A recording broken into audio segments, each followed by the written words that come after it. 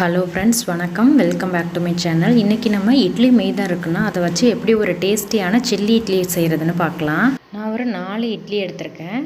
அதை இந்த மாதிரி கட் பண்ணி எடுத்துக்கோங்க. இப்போ எண்ணெயை சூடு பண்ணிவிட்டு எண்ணெய் சூடானதும் நம்ம கட் பண்ணி வச்சுருக்க அந்த இட்லி பீசஸை பேட்ச் வைஸ் போட்டு ஃப்ரை பண்ணிக்கோங்க. போட்ட உடனே கலந்து விடாமல் கொஞ்சம் நேரம் ஃப்ரை ஆன பிறகு ஒரு கரண்டி வச்சு 2 சைடும் திருப்பி போட்டு நல்லா கோல்டன் ப்ரௌனாக இந்த மாதிரி மாறினதும் நம்ம எடுத்துகிட்டு நெக்ஸ்ட் பேட்சும் ஃப்ரை பண்ணி இதே மாதிரி எல்லா இட்லியும் ஃப்ரை பண்ணி எடுத்து வச்சுருக்கேன். இப்போ ஒரு கடாயில் தேவையான அளவு எண்ணெய் சேர்த்துக்கலாம். ஒரு டேபிள் ஸ்பூனுக்கு எண்ணெய் சூடானதும் அதில் ஒரு மீடியம் சைஸ் வெங்காயத்தை பொடியாக நறுக்கி ஆட் பண்ணிவிட்டு வெங்காயத்தை நல்லா வதக்கி விட்டுறலாம். இப்போ வெங்காயம் ஓரளவு வதங்கினதும் அதில் ஒரு 2 டீஸ்பூன் அளவு இஞ்சி பூண்டு விழுது சேர்த்துட்டு அதோட பச்சை வாசனை போகிற அளவுக்கு வதக்கி விட்டுறலாம்.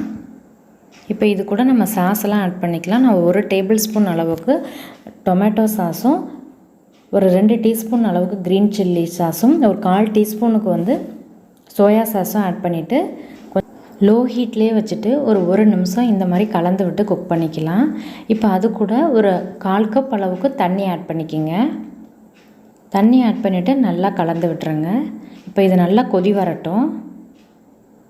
இந்த மாதிரி நல்லா கொதி வந்ததும் இதில் நம்ம ஃப்ரை பண்ணி வச்சுருக்க அந்த இட்லி பீசஸ் எல்லாம் ஆட் பண்ணிக்கோங்க. இப்போ இதுக்கு தேவையான அளவு உப்பு ஆட் பண்ணிக்கலாம். உப்பு நம்ம கொஞ்சமாக ஆட் பண்ணிக்கலாம். இப்போ எல்லாத்தையும் நல்லா கலந்து விட்டுட்டு மீடியம் ஹீட்லேயே வச்சு ஒரு 2-3 நிமிஷம் குக் பண்ணிங்கன்னா தண்ணியெல்லாம் வற்றி இந்த மாதிரி வந்துடும்.